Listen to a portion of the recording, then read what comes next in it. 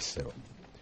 Tubaniriza ku mpewo za BBS Terefina. Mwasize mutya basebo ne banyabo nga bulijjo sawa zino programu zimbe nsi yongo tunula gye tuva ne gye tugenda. Ndi Kaddu Mukasa Sozi musajja wa Kabaka owedda okugibatuusaako. Mukulikeeyo mu wiiki gye muyiseemu ebirungi bye mufunidde mwebaze Mukama Katonda n'ebizibu ebikyalimu tusabiragane Mukama anaatusaasira. Wiiki ebadde mpanvu n'ebibaddemu bingi. Naye kampite mu bitonotono tulyoke tugende mu maaso. Nja kusooka oboolyawo ekiyinza okusanyusa abalabi n'abawuliriza. Sipiika Kadaga yavuddeyo n'akakasa temugenda kusasulira babaka ba Paalamenti omusolo gw'oku masimu gwe mwakazaako OTT. Yagambye ekyo yakigobeza Kilaaka, contract aba tenda eyali agifunye yasaziddwamu ababaka nga bwe mwesasulira nabo bagenda kwesasulira. Mpozi agamu agatiisa America ne Iran tetumanyi biyinza kuvaayo kuba jjo ku makya zaali zikeera kuvuga. Trump yali aduumidde amagye ga America ku matulutulu gatandika okukuba Iran naye ku ddakiika ezisembayo ne yeefukulula n'abagaamugira mulindako.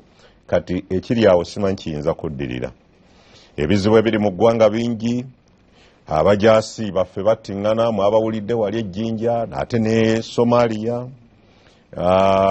General Muhammad Moshe bamuziise. Ono ye yawamba Hosni Mubaraka n'amalako omwaka gumu naye ne bamuwamba. Yafiiridde mu kkooti nga bamuvunaana emisango. Banne bennyini be yawamba n'abo ate ne bamuggyako kati be bamubadde bamuvunaana abakulemberwa General Fatah Asisi. Mpozi bannamasaka asinza mu kaseera kano gira nga mbayozaayoza embeera weekyayimiridde. Gavumenti yakkiriza waliwo obukwakkulizo obutonotono bwe yabateredde bwe mumala obutuukiriza ne Masaka erangirirwe ku ebyo bigenda okufuuka ebibuga ebiyitibwa site. Jjukira wabaddewo enkaana nti obubuga obutonotono bwa Arua, Busoloti, Masaka bwesinga bwani Nakasongola bufuuse site Masaka eganye. Ssaabasajja yagattako eddoboozi lye lwabadde e Buddu ng'ayagala okumanya ensonga lwaki n'asuubiza okutuukirira ku bavunaanyizibwa ku nsonga eyo. Kyaddaaki Minisita Tom Butime yagenzeeyo ne Masaka egenda kuteekebwa ku lukalala lugenda okufuuka site status. Ndowooza ne bwe nkoma ku ebyo Ssaabajasi mboogeddeko. Mpozi Pulezidenti w'abannamawulire Kazibwe Bashir Mbazira yakomyewo. Mujjukira nabagambako emabega wali yali bubi n'atwalibwa e Kenya okujjanjabibwa. Kyenyinza okwogerako kye baggyeyo mu lujjudde ajja kuba buli kiseera addayo okukeberwako okutuuka lw'anaatererera ddala obulungi naye nga ku kye baasangamu ekyafulumye ku mutimbagano gw'abannamawulire baamusangamu obutwa mu kibumba. Temumbuuza gye bwava era naye teyakitaddeko gye bwava. Mpozi n'okusaasira muganda waffe Tamale Mirundi twali wano ku lw'omukaaga oluwedde akawungeeza ako n'afiirwa muwala we omukulu. Yafiira mu ddwaliro awe Namirembe ng'azaala muwala we omukulu ye yali erinnya Namatovu Monica Namatovu. Yali yamubbulamu erinnya lya maama we. Omanyi maama wa Tamale ye More Namatovu, Morini Namatovu. Temwebuuza nti Tamale ow'enkima ate abadde azaala Namatovu. Yamubbula mu nnyina oli ye More Namatovu, ono yali afunye Monica Namatovu. Bw'atyo Mukama n'amujjulula kitalo bwe bityo badde. Olwaleero bye tugendako bingi naye musooke mubuuze bubuuza ku bantu. Chairman baludde okulabako. Chairman wa district y'e Lwengo George Mutabazi ndi naye wano olwaleero. Lamusa ku bantu. Abatuuliriza mbalamusiza abalaba Terefina mwenna basebo ne banyabo mwebale kubeerawo. Tweyanza. Honorable Simbwa. Nza mukulu Kaddu Mukasa. Abakulu mwenna abatulaba mbalamusiza. Nembebaza emirimu emirungi gye mukoze mu wiiki gye tukubya amabega n'ensaasira abo abafunye ebizibu. Mukulu Kaddu Mukasa ffe bannakampala mu wiiki eno kkiriza newakubadde kulamusa Paalamenti ekutte ku nsonga etukwatako ennyo era nja kusaba bwe tunaddamu mu maaso awo tujja jjogerako ensonga ekwata ku bapangisa ne bannyini mayumba. Ensonga eyo nkulu nnyo etukwatako mu Kampala namba esinga y'abapangisa naye abantu abali eyo kyenjireetedde mukubakube ku babaka bammwe naddala ab'omu Kampala basobole okubawulira kyekigenda mu maaso ku nsonga y'obupangisa ne bannyini mayumba. Tweyanza. Omusawo Dr. Bayiga. Mbalamusiza nnyo mwena bannayuganda abatulaba era beewaddeyo okutuwuliriza. Njagala okusaasira abatuuse mu buzibu abafiiriddwa baabwe ate n'abasobodde okufuna essanyu tubasanyukirako n'okubategeeza nti ekiseera kino Ebola akutta akati, n'olwekyo tuteekwa ate era okuvaayo ne guidelines za gavumenti nga bwe zireeta okuva mu minisitule y'ebyobulamu okusobola okulaba engeri ki gye tusobola okwekuuma. Naddala abasawo ab'amalwaliro ag'obwannannyini tujja kutwala omukisa guno, tujja kukozesa omukisa guno okubategeeza nti mubeere bulindaala era mwekuume kubanga mmwe ba frontline officers ng'ebirwadde nga bino bizze. Tweyanziza ssebo. Tujja kugenda butereevu olwaleero ensonga gye tugenda okusinga okwetoololerako ejja kubaamu corruption na bubbi. Bwe bayita obukenuzi n'obubbi oba mbabuyita buli bwanguzi na bubbi oba bukumpanya na bubbi bifungamye mu gavumenti okusinziira ku biriwo, naye obulyake n'obubbi binaggwawo bitya mu gavumenti? Okumanya bwe binaggwawo tooza tusooka okuzuula bijja bitya ng'abasawo. Omusawo bw'atazuula bulwadde litajjanjaba wano ku ngulu anoonya eri gye buva, ne bwajjanjaba eri gye buva eno buyinza okugenda bwokka. We twagala okutambulira naye nga tetujja kutunula wamwoka, tujja kuyita mu bitongole eby'enjawulo. Omanyi ekiri mu matu g'abantu olwaleero kye musuubira mwenna ababaka bano ne chairman kye batayinza kuleka bbali ge mawuli agasaanikidde Uganda sinakindi n'ensi yonna ebikwata ku banka enkulu ya Uganda, Bank of Uganda. Bitereke byajjira ku nnyonyi omuli ssente z'eggwanga, bitereke byalimu ssente nti byalimu sola, byalimu na byuma bikozesebwa basawo nti tetunnamanya birimu. Awo wonna wonna ndowooza olaba corruption, obulyake, obubbi obuli awo tewannavaayo kitereevu bwe kiti. Naye nga bw'obitunuulira byonna ku banka, jjukira akakiiko kosase akabadde kakulebezebwa Honorable Katuntu kati akaliko Honorable Munyagwa Mubaraka. Bye bimu ku nsonga eziri mu Bank of Uganda. Bamujjukira waliwo ne banka ezimu ezigamba nti zaalina ebyobugagga obuwumbi 135 ne balaga nti baabitundamu obuwumbi 32.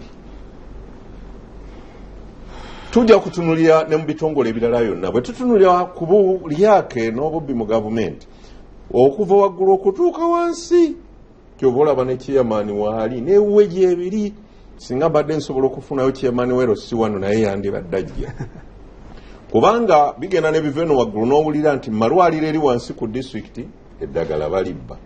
Liveno waggulu ku National Medical Store Ministry n'eriweereza berituukewa ku level ya chairman mutabazaawo neribuliraawo mu ddwaliro lya gavumenti lyalabirira ne litagendayo ne mu bantu ne litagendayo amalwaliro ne tusigaza kimu nti amalwaliro ga gavumenti temubaddagala. Naye bw'olaba mwami Kamabaale ng'agamba nti eddagala tuliweereza ne consignment akulaga nti no lyagenda Rwengo lino lyagenda mu Mityana. Mwawulidde Emityana mu ddwaliro lyewaffe embeera eriyo, enduulu eriyo yakubba ddagala mu ddwaliro, eddwaliro teri abantu bafiirayo naye ate eddagala liweerezebwa. Tukoze tutya baganda bayo? Eyo yonna buvaayo ojja kutuna minisitule y'ebyenjigiriza ebibaddemu emabegawo mubadde mubiwulira ne bakola ne kye bayita head count mu masomero, babale musomesa ku musomesa, muyizi ku muyizi.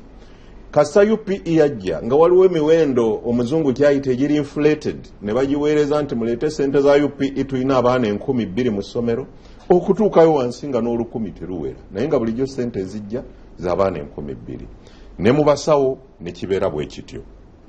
Ne byonna ebibaddewo bwe tutunuulira obulyake n'obubbi waliwo eddwaliro ly'e Lubowa.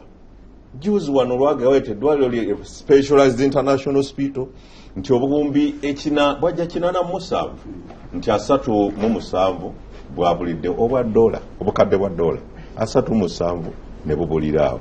Naye tutambula, jjukira bajeti y'eggwanga yakayisibwa, sente zayisiddwa naye buno bwe twogerako bwe mwogolo kuba Honorable Simbu alina lwe yagamba nti bwe baba bayisa bajeti y'eggwanga obubbi we butandikira.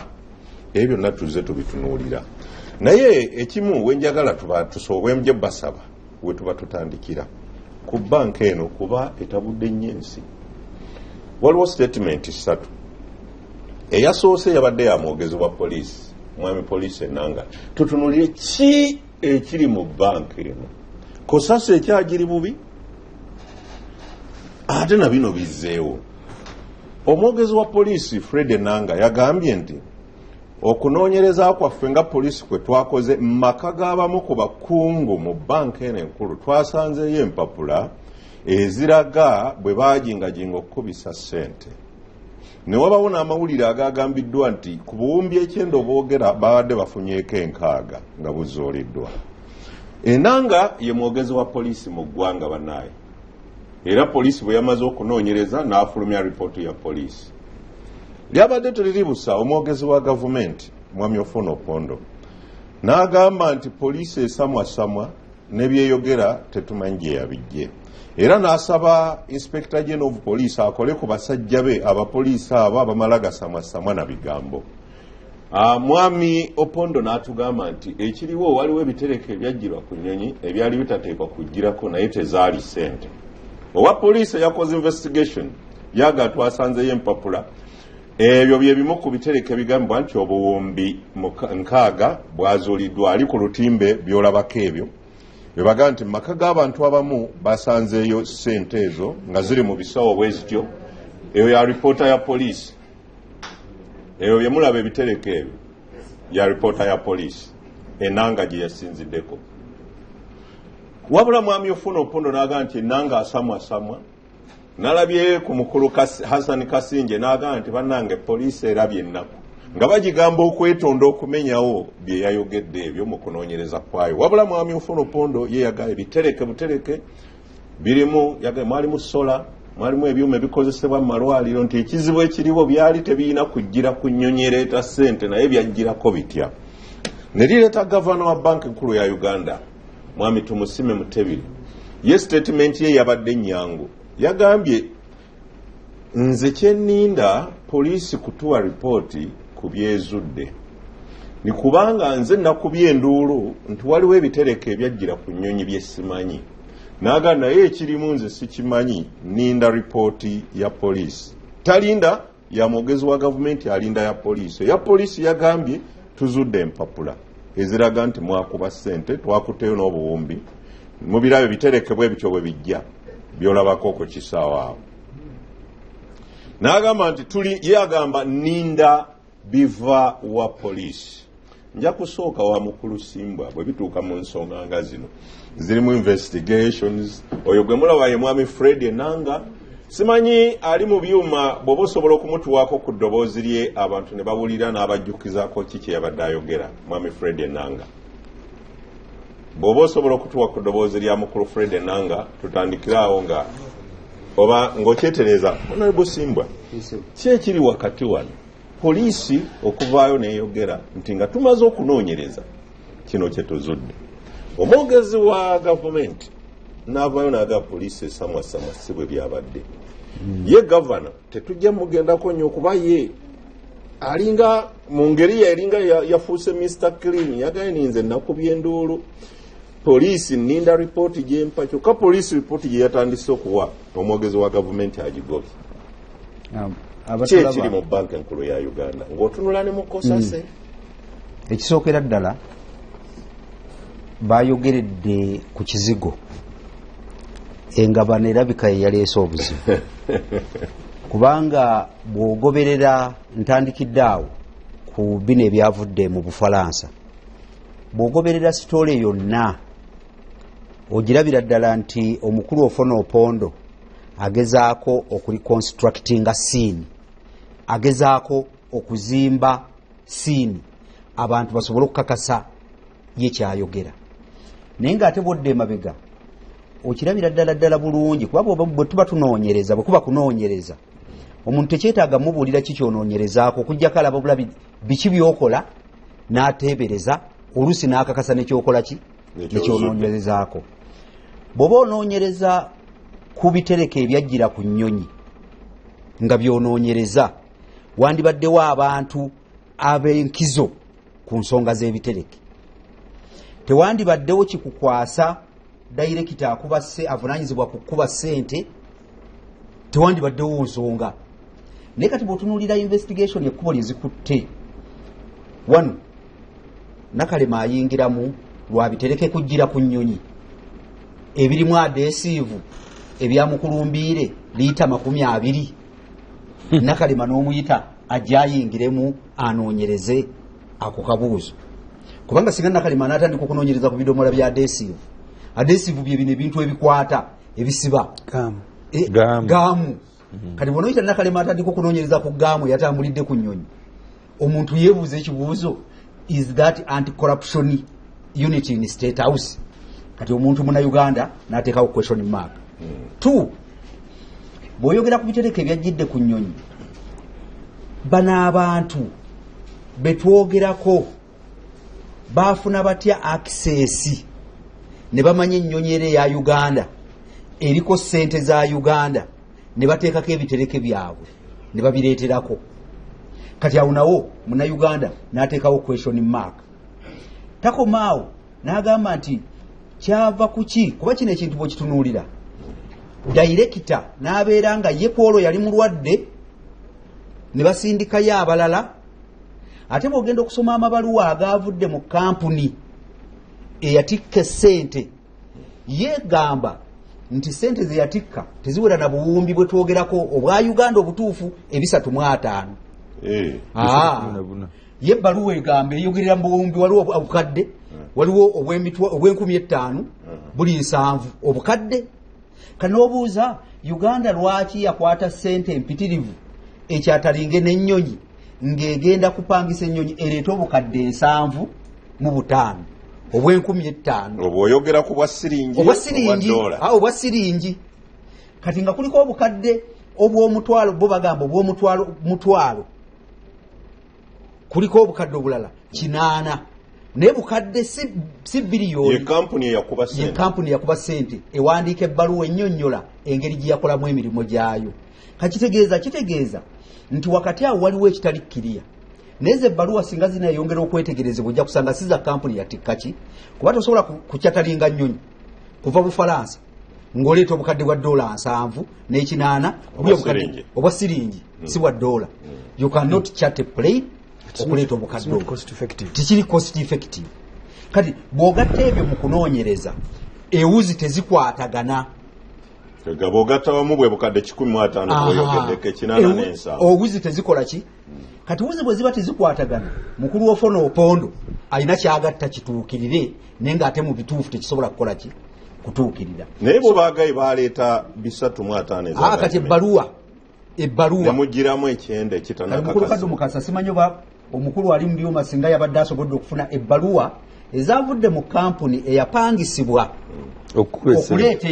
okuleeta essente yo mu bbaluwa ye kyalaga talaga biliyoni 3 alaga obukadde 7 n'obukadde 8 obumu buli mu siringi 15,500 obulala bwali mu mutwalo ebitereke bye batulazaawo gabadde gabbando ga mitwalo 5 bye baatugamba nga tutandika ne statement ezaafuluma zaali za kuba okuleeta ssente obuwumbi 305 so awo wonna wakyaliwo ki question mark bw'oba investigator mukulu ono wa poliisi mutuufu enanga mu mbeera eyo tosobola kunoonyereza ku bitereke byokka ebyajjira ku nnyonyi olina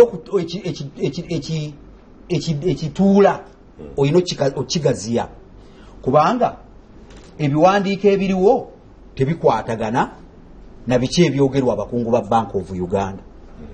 Ekyokubiri ebintu ebyajjira ku nnyonyi tosobola kukakasa omukulu ali mu byomero ojja musaba mukulu kaddu mukasa gwe producer waffe akuwa omwogezi wa Ministry of Health omwami oyo yatugambirawo ibonga aba health tebamanyi ku bitereke byogerwako byajjira kuki wa health nenga ate batuga nti ebimu ku byasinga obungi ku byali ku nnyonyi byali bya Ministry of Health.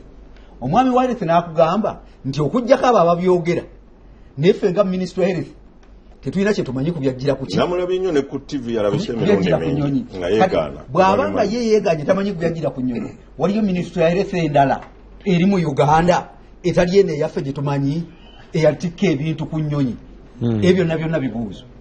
So ekintu kino ekya ssente kinene nnyo mukulu kaddu mukasa obuzibu we buli nti engabana yeyalemye kwabudde emabega n'otunira Bank of Uganda billion shillings 4.78 ezaali ezagenda mu Crane Bank ezalinga 4.78 ezagenda mu Crane Bank tewali amanyi n'okutuusa kati Katuntu mu ripooti yakugamba tewali amanyi n'okutuusa kati sente kyezakola obwo buwumbi 4 ne buliibwa tewali amanyi era ensi esirise tewali amanyi kuba baatugaa yali waasi ng'ezitowanga obuwumbi 2 ate ne bagisaamu yali yeetaaga 15 okuddamu okukola ne bagisaamu 47 naye Katuntu mu ripooti agamba neggala tamanyi gye ziri mu banka y'emu bakulaga ebyobugagga ebyali mu billions 10 nga mu 3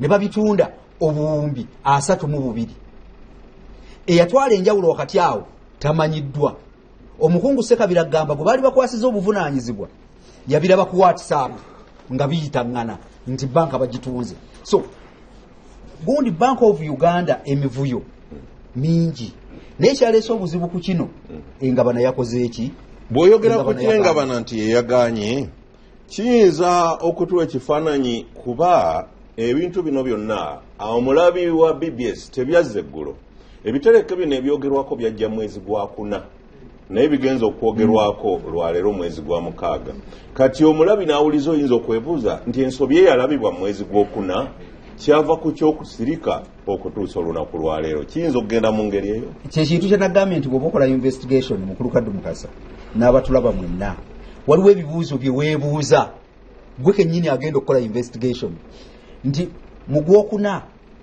omukulu Mutebire okuva nga 26 mu gwokuna ogwokutaano gwonna ne gugwako ogw'omukaaga ne tugwendako kyenkana ekitundu omukulu Mutebire olwaleero lwalabye ndi ku nnyonyi kwajjirako ebitereke ate abakulu bagamba abaali ku nnyonyi aba banka ya Uganda abagenderako nti nga bakatuuka wano bakolerawo lipooti eraga nti ku nnyonyi kwe twajjidde kuliko ebiki ebitereke ebitategerekeka bagikola lipooti yaabwe era bw'ogenda mu musango ogwasomeddwa mu kkooti eggulo tebabavunaanako nti tebaayogera babagamba nti mwakkiriza ebitereke ne birinnyako okwogera mwayogera nga bituuse wano naye mwakkiriza ebitereke ne bikola ki so wateekwa okuba nga waliwo syndicate eyokugamba nti ebitereka bimale kubulirayo gw'okuba enduulu ng'omubbi akoze eki adduse kuba nakyo nga tugenda mu kuwumulamu n'ekyo kinsobedde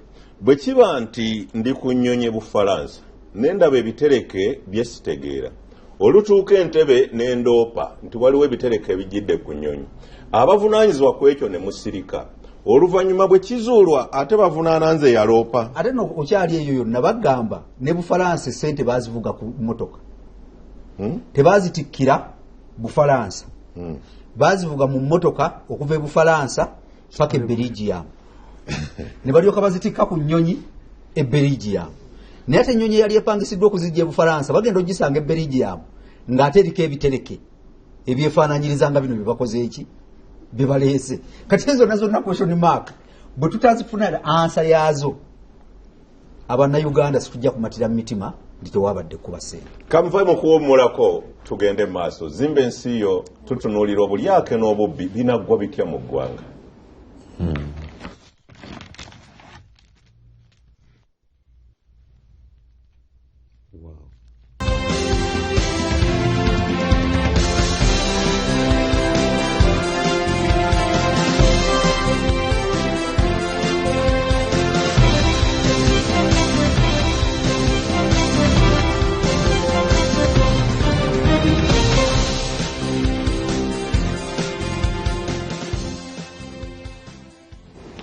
tukomyewo ku mpewo zimba ensi yo nga tunula gye tuva ne gye tugenda tutunuulira obulyake n'obubbi binaggwa bitya mu ggwanga kuba bibiganya ebintu ebimu okutambula abantu bafiira mu malwaliro agamu ng'ekibasse si lwakuba teri basawo naye ng'ebikozesebwa ebyalina okubaayo ne bitabaayo gy'owulira n'omuntu omukazi atuuse okuzaala mu ddwaliro erya gavumenti omusawo n'amugamba otoleeta 3 si kuzaazisa n'afa nga teyandifudde bye byonna bye tulimu Chairman Mutabazi agafu erwengo Wetulise basuli bubi. Tutunuulira obubbi n'obulyake baabo babawadde city status mwate biri eyo bye byamalwaliro bisinga nnyo okukwata ku mmwe enguudo ezikolebwa mu ngeri y'ekibbi ebintu ebigulwa okujja ku disitulikiti emirimu egikolebwa generally banka yo gitunule bonooba osobodde onoogitunuulira naye nga tutunule bulyake n'obubbi naye okumanya bubiggwawo bwali eyo ku ground otubuulira engeri gye bujjamu tusooke kya banka Okay, ekisookera ddala ku banka gy'oba oyitira olyoka ogende mu byalo njala kwogera ku kintu kya banka honorable kyabadde ayogerako naye ngenda kukyogerako kitono ekisooka bana kaddu bya mpuna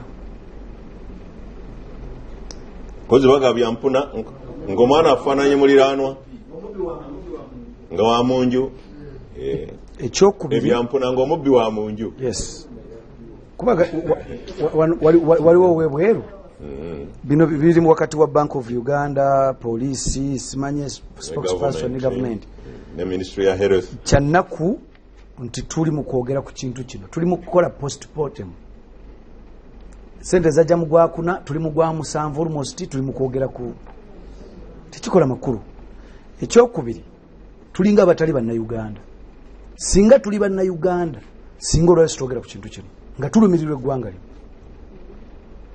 singa nyina obuyinza okusinziira ku lipoota ya Kosase nabino ebiriwo singa buli mukozi wa Bank of Uganda aliruzira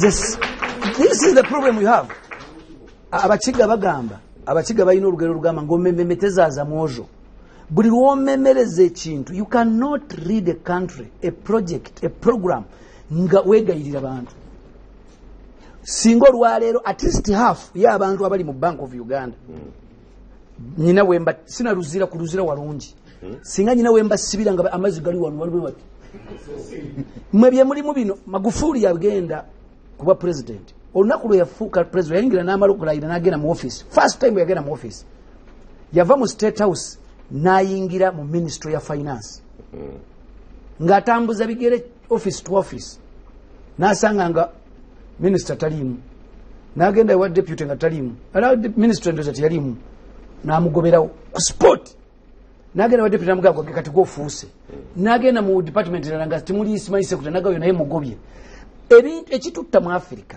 buli kintu twagala kwegayira bwegayirizi abantu bakwatanga bafaaza nze ndi politician siri pastor bw'oba oyagala tukyuse eggwanga lino ku level gye twagala abantu lino batwalage ku kifuba eyo kanveeyo kuba sirina kyenyinza kukola nkulabye nga bonna obasibye sirina kyenyinza kukola kinkwasa obusungu kubanga bino bitwogere kati njogere ki nenye nanga nenye simanyani why ne bagamba nti mu banka waliwo ebintu values yali ya bintu bilioni 3 n'ogitundira ku bilioni 5 n'osigala ng'oyogera ng'olina n'emboloka ya gavumenti mw'otambulira. Chairman Mutabazi, Sebo. Awo Mr. President tetumunenyamu.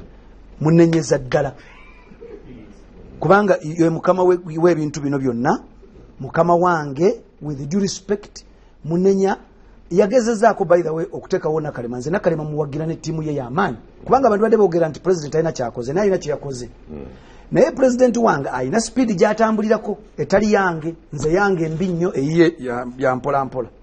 Naye ye mukama waffe ffenna toyiba tolina ky'oyinza kukola. Naye nze njogedde ngenze ng'omuntu.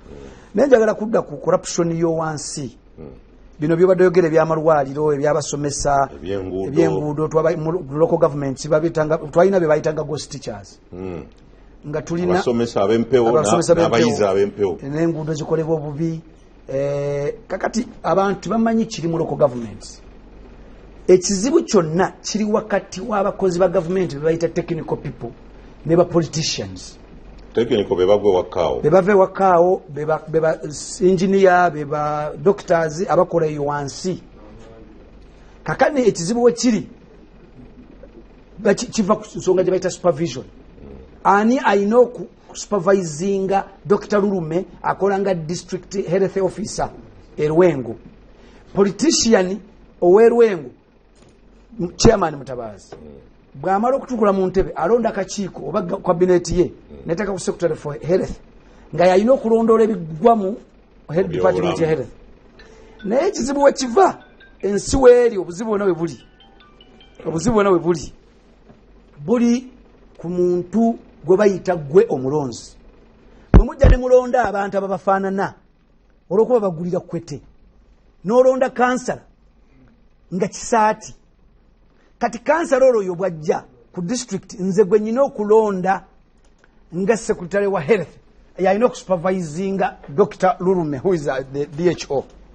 Unfortunately this supervision efa gwolonze asupervising Dr. Lurume ye lwaki tugenda ku kansala ne chairman gwolo kwanze nze Lwengo toyiza gantu wali obubbi bw'eddagala toyiza gamba nti balidde oluguudo kubanga kati waliwo ekizibu kye tulina jo ewaffe buli baloze district entontono ne balonda mu district kati wali ewaffe Lwengo n'eryantonde enguudo nazirambudde kilomita 9 kilometers zakoleddwa milioni 3.5 9 kilometers tulina problem mwe temugimanyi okubeera kyogamba sente ezo nyingi nnyo bantono bitirivu nnyo kubanga oluguudo nze nga chairman wa district bampa milioni 7 okukola kilomita y'oluguudo waliwo project bagitanga Kayipu nga babawo milioni 3 mwezi okukola oluguudo kilomita gwe bakuwa 7 oli bamuwa 3.5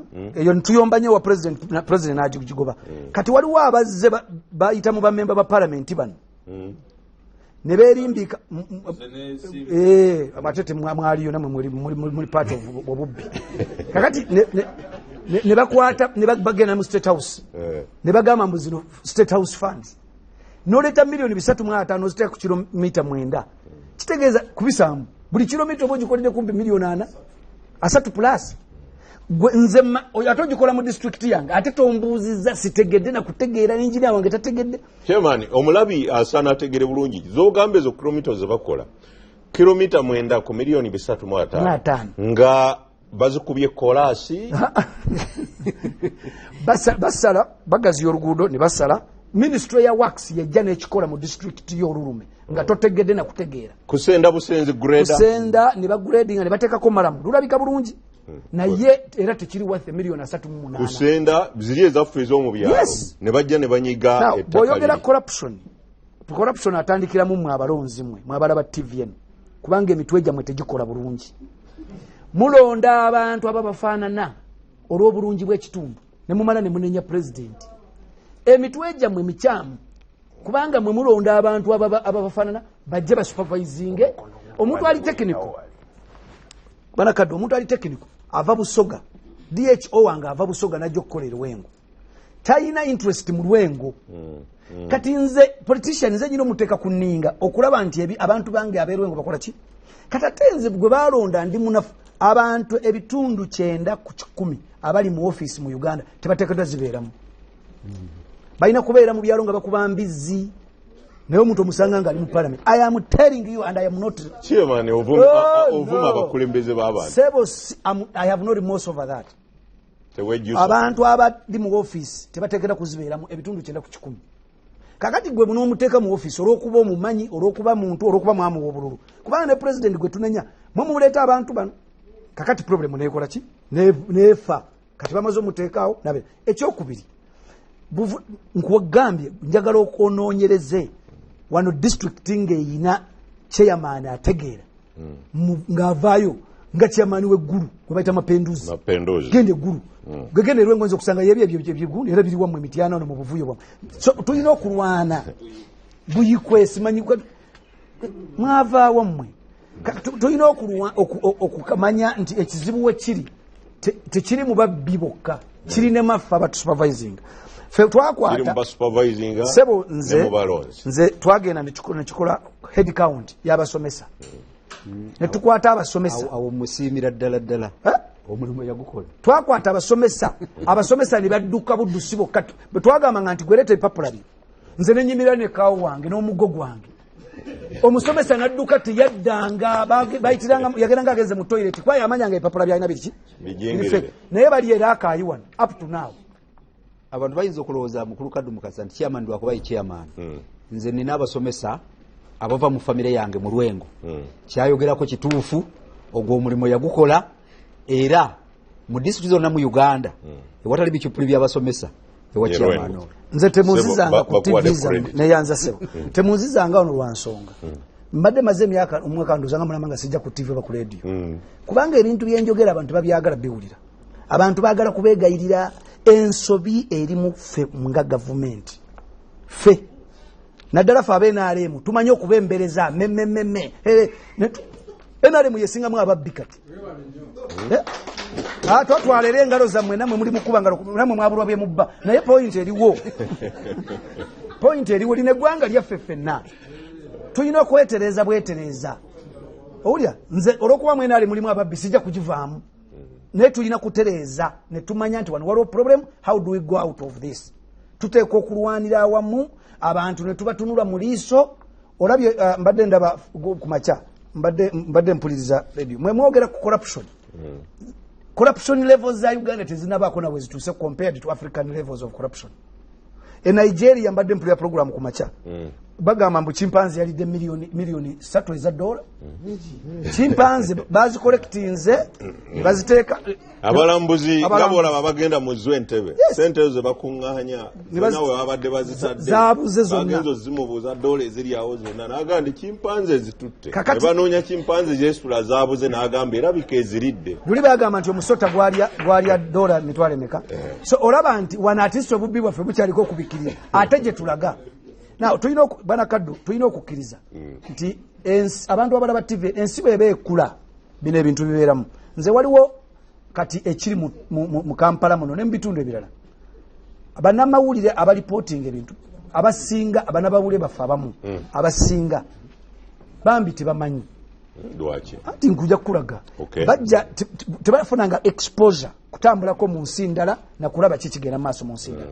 Olwaleero bw'ogamba nti Uganda yesingamu okubeera corrupt yesinga okubeera obubi ennyo nga tomaze kulaba chimpanzee yalidde miliyoni 3 eza dola e Nigeria n'ovumaganya nnyo ekirala bajja ne balipootinga ebintu ffe twafunye ekizibu. Dr. Lulumi look at me owulire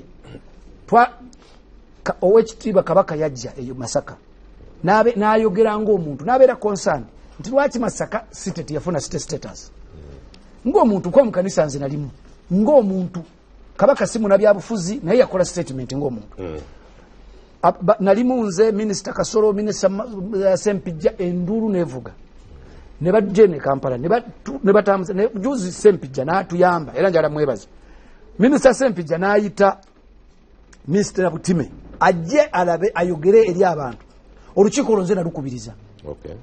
Naye twalina bamemba ba palamenti bana Sempijja Kasolo Mbidde Mpuga tiyalimu ne Sewungu. Out of 25 members of parliament twalina bana kyokka be babeera mu palamenti be babeera mu kabineti be balina okwogera ku kintu ekyo. Ekyokubiri bwe twali mu lukiiko abataka bajja nga bagala fena nze omu ku bantu abasinga okwagala status ya Masaka era njiwagira era nakkiriza nze ng'omuntu ne bwe kitagisa kuwaayo magombolola 2 nga waayo kubanga abantu baffe bali mayopiki abantu baffe batunula wano muri mu kutunuulira nti egombolola emu evudde Lwengo egenze ku city naye temumanyi nti ate olwo municipality egenda kudda ate Kinoni municipality egenda kudda Mbiriizi municipality egenda kudda Kyazanga. Nze nayingire Lwengo nga wali town council katuyina nnya luli kati Kinoni town council Katovu town council Mbiriizi town council ne Kyazanga town council twafunanga omusolo miliyoni 7 okuva mu town council ke Kinoni twasose ntufuna miliyoni 4 omulundi ogwo gye bayita startup fund. Kati buli mwaka tulina sente zetufuna ezitaka wansi wa miliyoni 2 kati gwe oli mu kutunuulira wano tomanyi kigenda mu maaso bwe tufuna status ya Masaka ffenna mu kitundu ekyo Kalungu Bukomansimbi tugenda kuba tutandise ogaggawala naye abantu kye batamanyi gavumenti tenatuwa city status ekyo musooke mu kitereezi.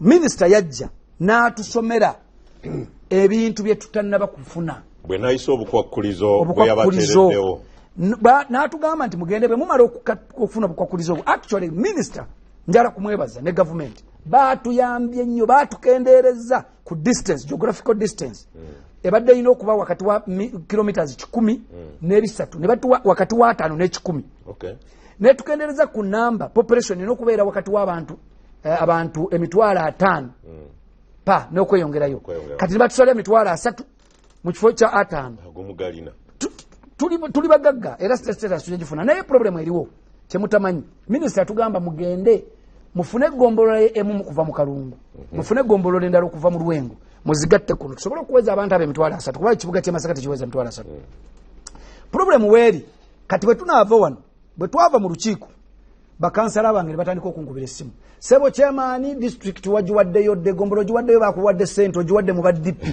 this has nothing to do with the DP muzijeko ekyalo mmwe bannakyalo mmwe so abe Kalungu nabo bali bubi Sewungu ate Sewungu wa DP ne bamuli bubi nti yagitunze kati tutunda kuyamba mu abanaku kati nze ntunda muli banaku nyamba mmwe ate muli mukuleta lugezigezi so kye tuli mu kutunula twagala kutunula bigger perspective minister requirements ya tusaba tuzifune tuziweeyo government tugisaba busabi era nali kubaganya okubiriza olukiiko ne bagamba temugatta Buganda Kingdom mu bintu bino kubanga Buganda Kingdom lokwa kabaka yayogerako temubigatta kuba mujja kuleeta obuzibu Buganda Kingdom titwagala gikonaganya na central government central government yetuwa bwe yesiba n'okola ki bazo kuteeka kakakuliza katono ate fe tufiirwa nkugambye nzo werwengo mpadde yegombolola emu ne baali sabye bbiri kubanze manye site kyetegeeza kati njagala kutegeeza abantu bonna abalaba TVN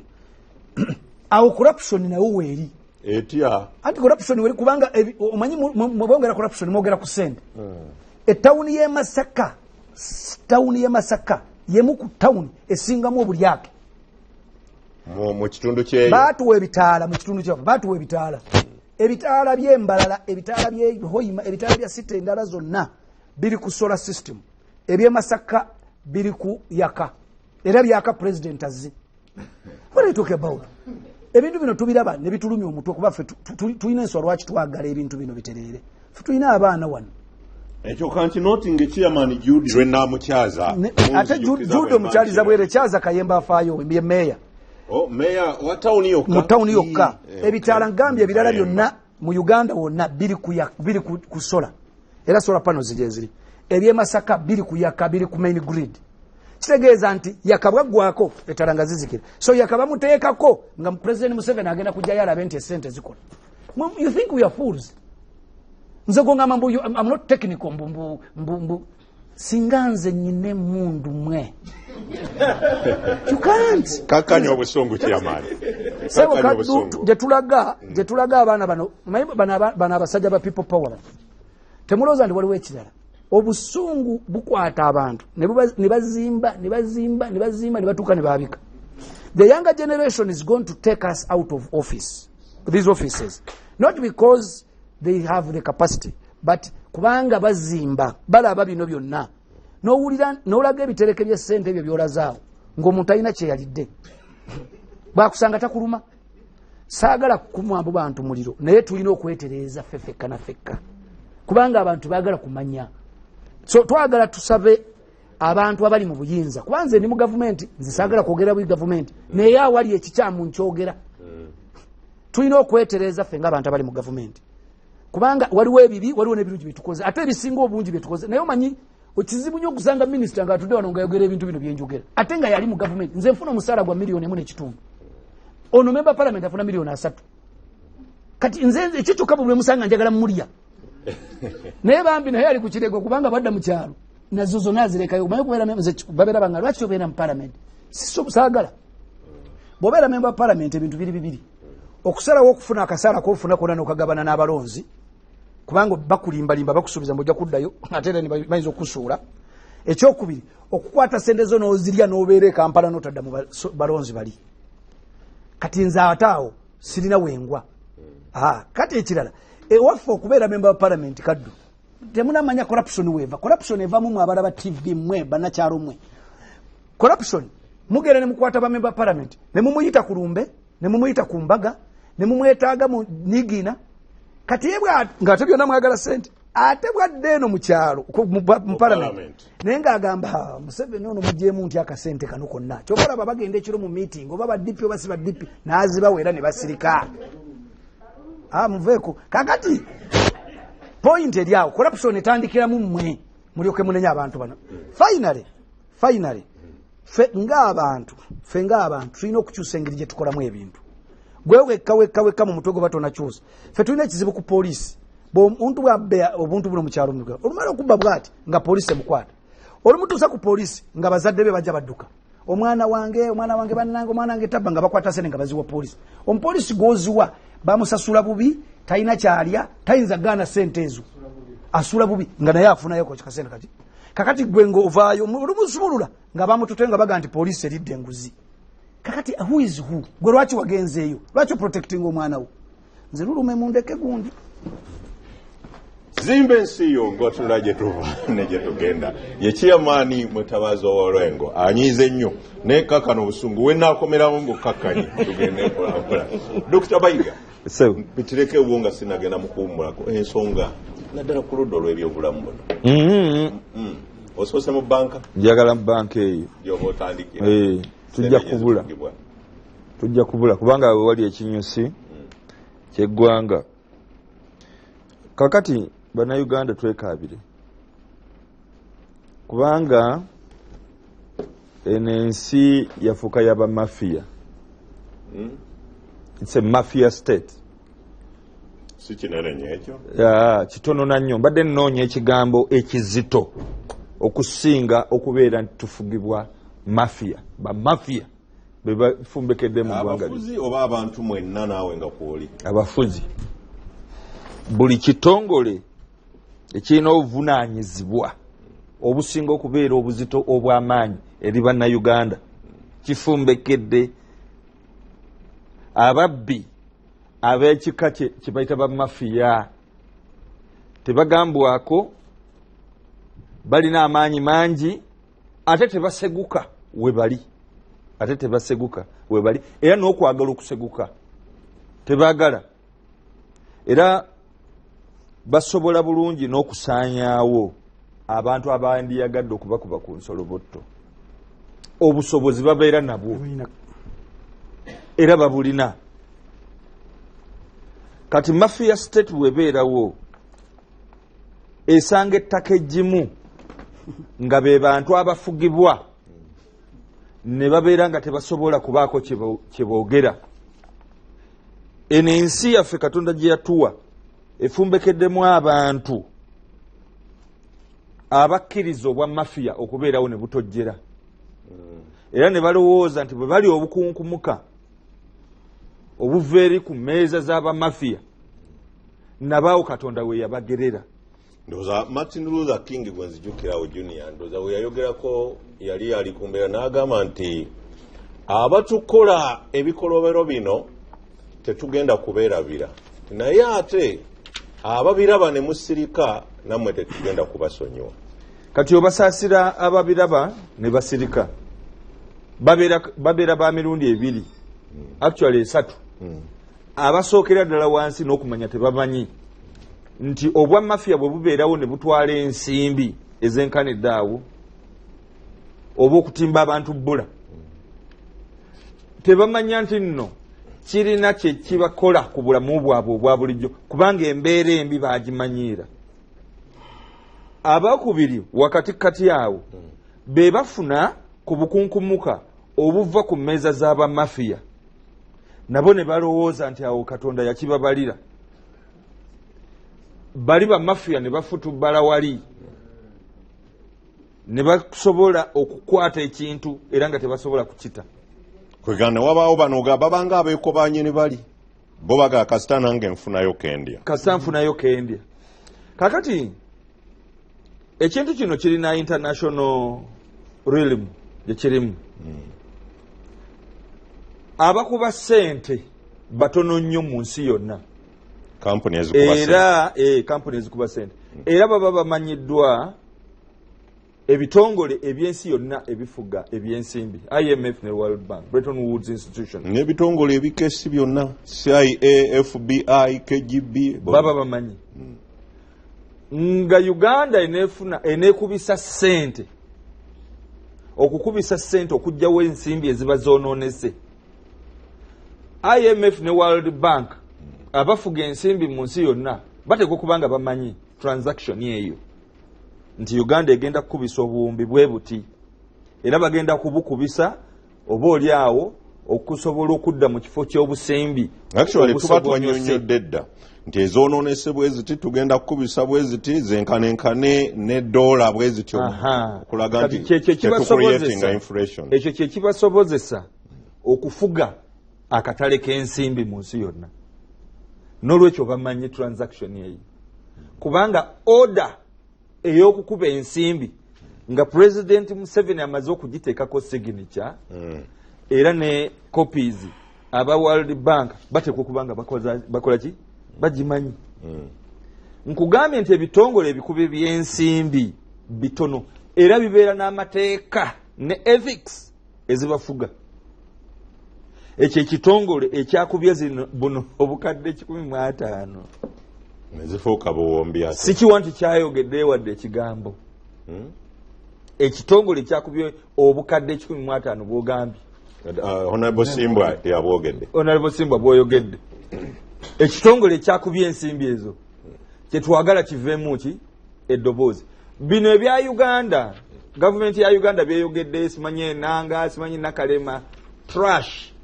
Ebyo tebikyalina gye bitutwala. Kubanga ensimbi zino zayingira omwezi nga mulamba n'ekitundu ebiri. Kati byogerwako bw'ojja byabaddewo kwosa jjo.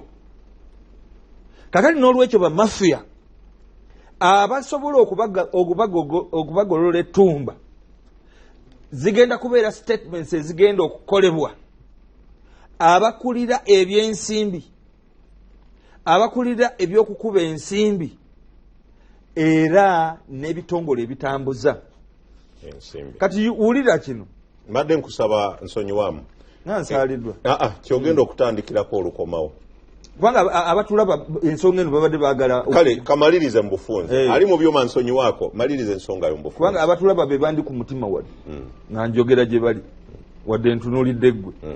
Kati tunulira engeri ki gy'opangisa ennyonyi. Ennyonyi epangisibwa okusitula ekyomuwendo ng'ensimbi oba zaabu ekiba kigipangisisizza kyekyo kyokka era tewabeerawo kira kisobola kuyingira mu nnyonyi eyo. Bwabeerawo omuntu omulala ateekwa okubeera official eyateekebwawo okugoberera transaction eyo. Terrorism yakyusa obulamu bwaffe ffenna nti kobeera mu paatiri, kobeera bishopu, kobeera oyita mu mitendero gy'okulaba oba tolina kintu kyanjawulo ekitali kuggwe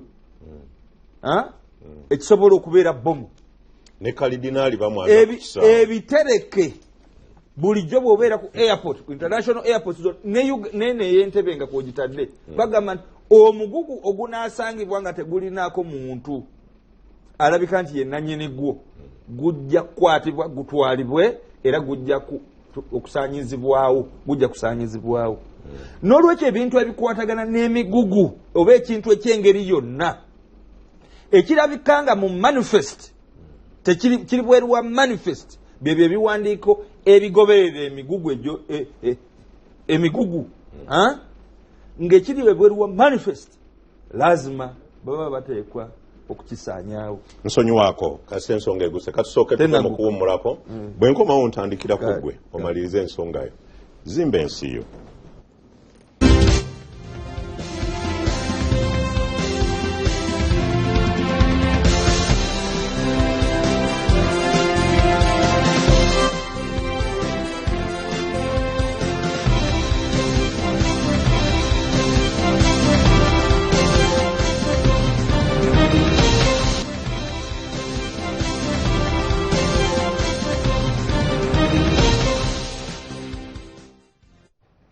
Tukomyewo ku mpewo tugenda mu maaso. Dr. Bayiga gw'obadde okyagenda mu maaso mu ddakiika nga 23. Ddakiika nga 23. Kakati kye mbadde mbagamba nti terrorism obutujju bwakyusa embeera y'ebyentambula yonna ne security y'ensi. N'ekyo tewaliiwo ngeri ki bitereke gye bisobola crossinga okuva ku boda emu okutuuka ku ndala nga tebitegerekese nabano ne bakkiriza bigende ku nnyonyi yaabwe. Kati ekisembayo ku kino ku segment eno nti tewaliiwo ngeri ki President Museveni afuga eggwanga era yabeera nannyini nsimbi mu ngeri emu oba endala. Okay, Minister wa Finance. Yes. Okay, ye mukulu w'ebyensimbi mu ggwanga era ye mukulu wa security commander in chief gy'atasobola kumanya bintu bino emyezi 2 nga byabaddewo. Abadde abimanyi okujja kajje wano ku BBS Terefayina yeegaane. N'olwekyo mbadde saagala kirowooza ndi Mr. President ayinza okumanya ensonga eyo n'asirika. Kaakati tasobola kubanga takimanyi. Kubanga gwe lwaki yandigambye nti Nakalema swing into action. Tumusiime Mutebire yamaze kuloopayo. Kati tumusiime Mutebire naawe nga bw'omulaba n'asobola okuloopa nga wayiseewo emyezi 2 nzirayo ku ky'omukulu kye yagambye Honorable Simbwa nti ndowooze nga bana etegitegerekeze naye n'abalina interest mu mateeka agafuga ebintu bino byonna va ku Uganda yokka ne ensi yonna bateekwa okugoberera ekintu kino to logical conclusion.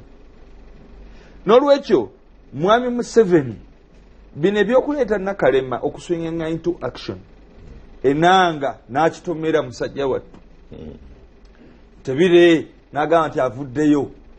Era abantu bannayuganda balaba ebintu bino nga bitambula basobola okulowooza nti byaliwo jjo oba okwosa jjo oba wiiki eno naye nga byaliwo myaka 2 emabega myezi 2. N'olwekyo bannayuganda ekintu kino kitwaliramu abantu abatufuga mu nsangi zonna bangi bawerako bamaanyi era bafutubadde wano kuffe okumala ebbanga lino lyonna. Tewaliwo ngeri ki bannayuganda gye mugenda kufuna ssuubi okuggyako nga tukyusizza ekinyuso ekisinga obukulu ekibondo kino kifukirirwa amaanyi abantu ge bakozesa ne bateeka omukulembeze mu State House. Bino okukyuka nga State House abagifuga ne rugimu yonna ng'ekyuse. Nina kyentunuulidde Dokita, nina kyentunudde ku kyensimbi zino ndowoozaamu naye olowooza oba oli awo njagadde okuddiramu ofuna opondo kyeyagaye nti si ssente.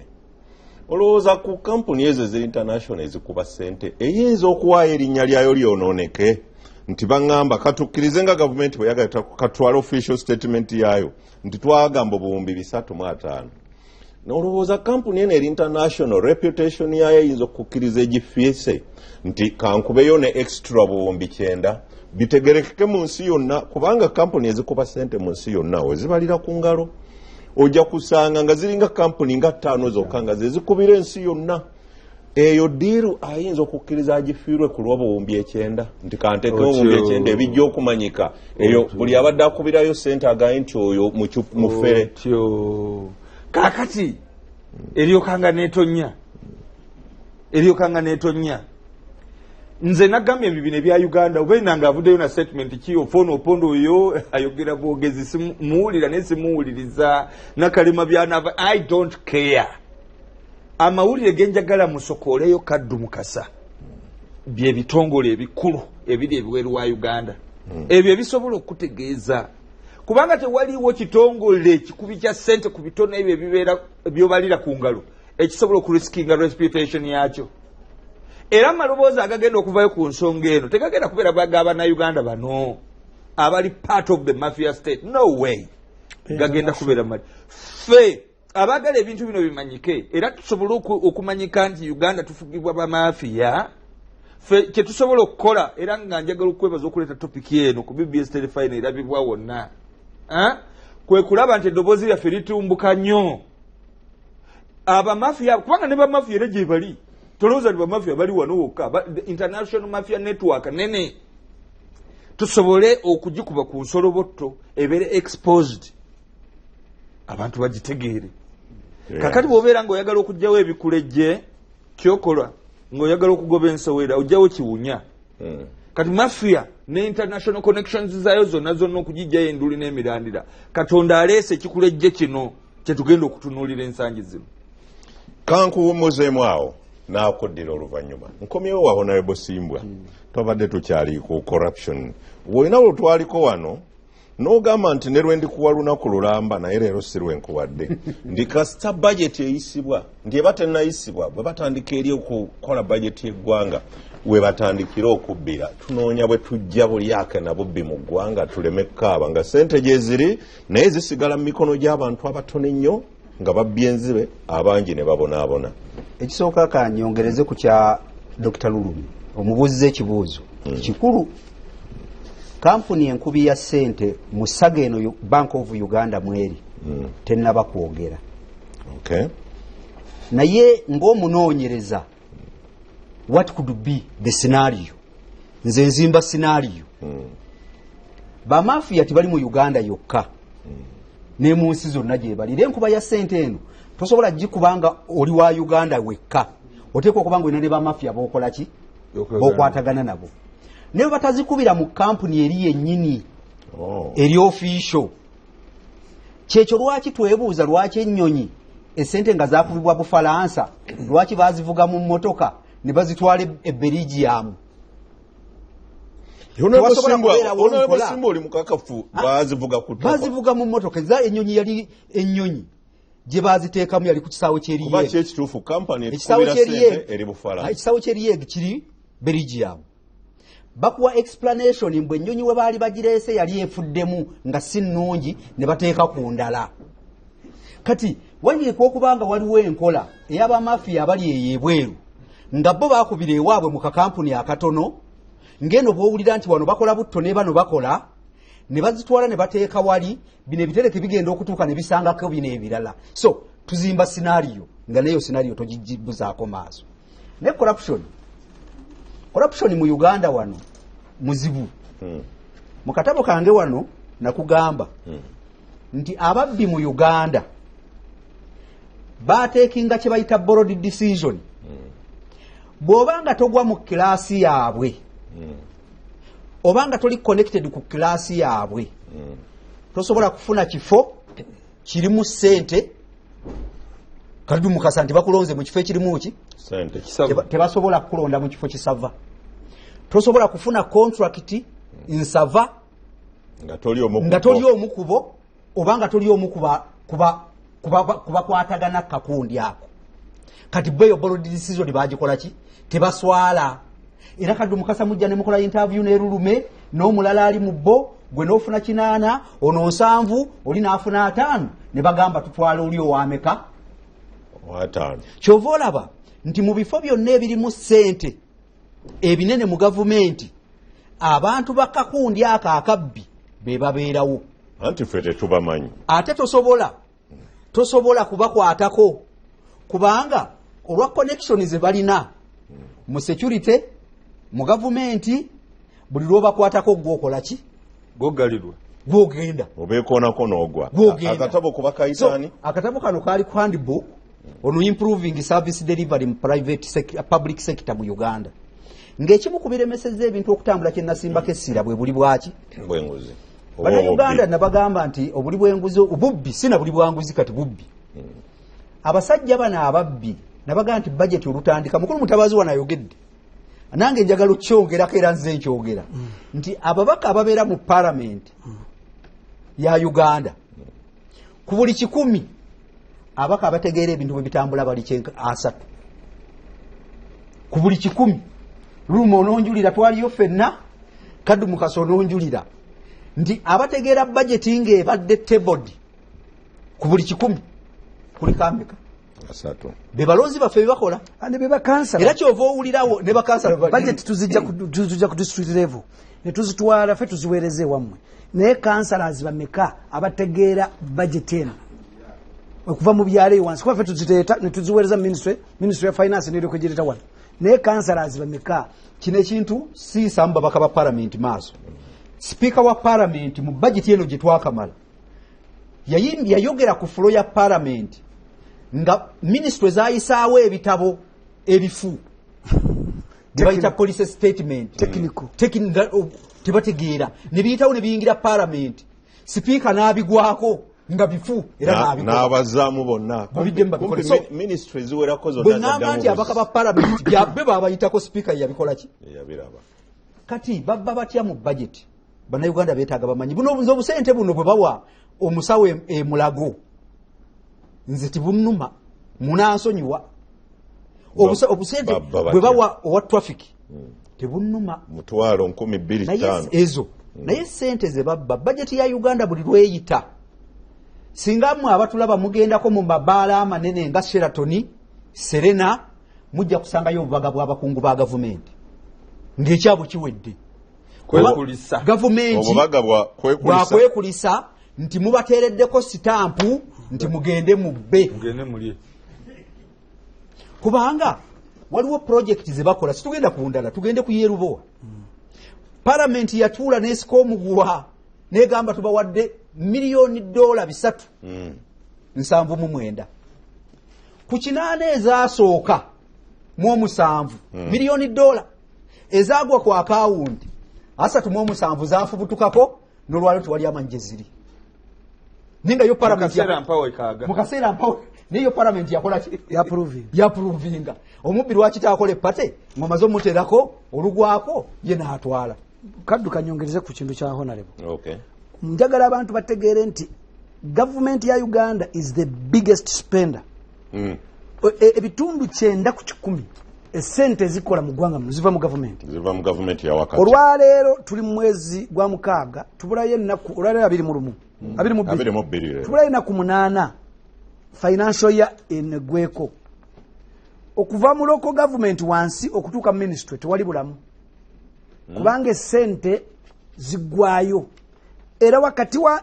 mwezi guno nga kuvanga 15 kutuuka nga 3 July waliwo workshops nga 13 bakuyita mweno neno because they have to spend the money ezabalemerera bayino zimala kati mu mwezi guno bayino obubbi obuli wano kati ministries ezo zolaba zibini mu kugezaako kuspendinga sente zigwewo kubanga batazispendinga bazize mu treasury eteeka berigamba which is okay naye problem eriwo kati byabalemu kola they are technicating it banoonya engeri gye bakikola ki mwatuffe tuba tulowooza nti misomo tuwuli egy'ebyobulamu egy'ebyobulimi egyaki nga tulowooza bayamba bantu nalina akajja mu bachairman nalina akajja mu bachairman emyaka 8 mabega ne bampita mu meeting 3 nga ziri ku hoteli emu yali education endala nga ya health endala nga ziri ku hoteli emu bweti ng'ova ku fuleno n'oregisteringa n'okkirira ku ndala n'ogenda ku ndala dereva wo omusirikale naawe kati nanyende wakeethi mwakanizi kubanze mwagala ng'omuntu nina byenda byakola namugaa kino kiki n'agamba kino kisoboka nagaa kisoboka n'ayimiriza oyo musajja abantu baliwo bwe batamwagale naye ayina ekintu kyakoze ku controllinga okulwanyisa obubbi buno naye esente zifiira wano mu ministry neyo wansi waffe bazibba yes naye wano mu ministry atekyo kika so abantu eyinza okubayo ensonga kuba waliwo n'abakicomplainingako nabaga nti bweba workshop y'abalimi lwaki mugiteeka mu Sheraton oba mu Serena leka nkujja olaba nze ndi mu bintu bya oil and gas ete kukola sente nedda sebo nze ndi advocate wa oil and gas nze abasajja bampita genda kukunudde yes bampita nabadde Hoima mbadde Kabale mbadde Ludawa eyo nayo obubbi kati bukoze bwe buti naye kati njala kwebaza Uganda Petroleum Authority bayina ebyo bakoze kati naye bampita batuyitanga mu hoteli kuleke Victoria Entebbe noyita Ssentebe we Hoima omunakyalo n'omulwala mu wano mu Windsor n'asulamu ennaku 3 nga bunaku $3 ezo sirwenda kati n'amala n'omugamba genda okunga abantu so singa ompa $10 nze ntuuza abantu bange pipeline wegenda okuyita wansi w'omuti ne mbagulira amandaazi n'amazzi ne mbanyonyola ensonga wansi w'omuti okusinga lw'ononteeka mu hoteli wano naye olwakusuza 3 ng'ate yalidde 5 there's a problem kati bwebubbi mukulu mutabazi era nze nabigaana tebakyampita wano kati ekiriwo mu dakiika 2 nti corruption ya Uganda nzibu okumenyawo it is embedded era ze njagala okumaliriza nazo ku nsonga eno ensonga esooka corruption ali syndicate mulimu okwekobaana ali mukobaane nti abakulu bano begamba batula mu Serena batula ne bakola ekkobaane ne baluka kye tuyita projects mu gavumenti ne baluka zisemina ezo ne bakikolanga buli wamu ekituuka bakoonako bukonyi kikole ki kati ne bw'ona otandika nti gw'olwanyisa corruption layini eno ey'ekkobaane si nnyangu kutula ate jjukira eri weero connected gwe woogenda gwe wootatuuka yeekola ki etuuka ate yeekusooka ekyokubiri lwaki corruption ono muzibu bano abasajja ababbi babbye for a long time bayize okubuuka amanda ne bagagwamu ne bagayitamu nga tegabookyezza kati gwe ne bw'onojja n'oyogera mbu Nakalema n'oyogera mbu Mulyagonja bakutunulira kyamuli ng'essalambu eri ensenke bwe bubbi obuli wano kanve mu kuwumulako nkomewo bwe nkomawo ndowooza nja kudda mu bateesa baffe ab'esayidi eri bwe tunaagira tufuneyo eddakiika tukomewo ate muwumbewumbe zimba ensi yo tutunuulira obubbi bwe bunaggwa mu gavumenti.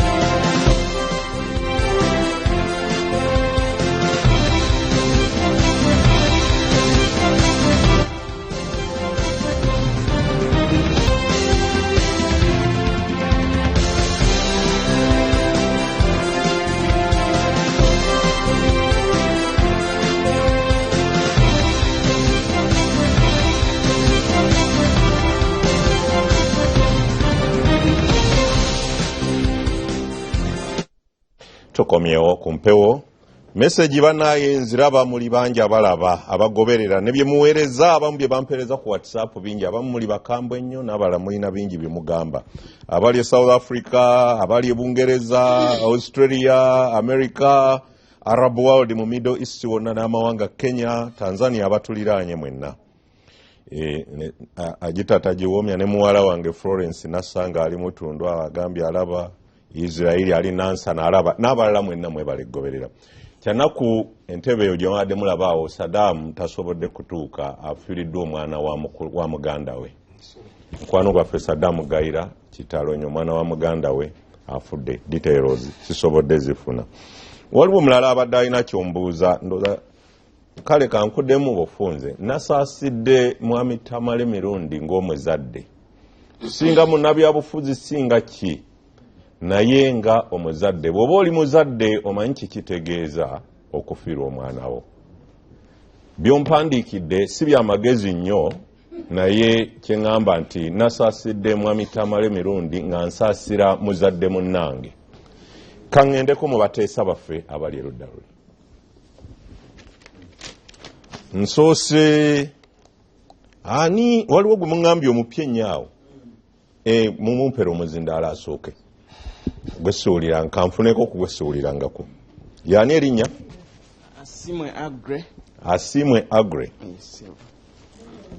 neyanziza nnyo Honorable Kaddu yita mu bwangu olw'okutuwa omukisa guno kubeerako ettafaali lye tuteeka ku ggwanga lyaffe ngenda kwogera ku bintu bibiri ekisooka kya buli bwanguzi obuli bwanguzi kyekintu kye kitalina kuteekamu byabufuzi kikosa ffenna oba olwa People Power oba owa NRM oba FDC eddagala we libibwa mu malwaliro meaning that nti owa People Power tagenda kufuna ddagala owa FDC tagenda kufuna owa NRM kyekimu so nolwekyo sigamba nti President Museveni alemeddwa agezezzaako akukiwala kulaba ng'alwanisa nguzi naye nze ndowooza ffe ng'abantu ffe abatamuyambyeko tulina omuyambako yateekako n'amanamba g'essimu ge tulina oyitira kuba olaba ekitatambula bulungi kuba yesumo ogambye nti wano na wano na wano juzi twalaba akatambi n'amawulire omwe yanoonyereza ku bbula ly'eddagala mu malwaliro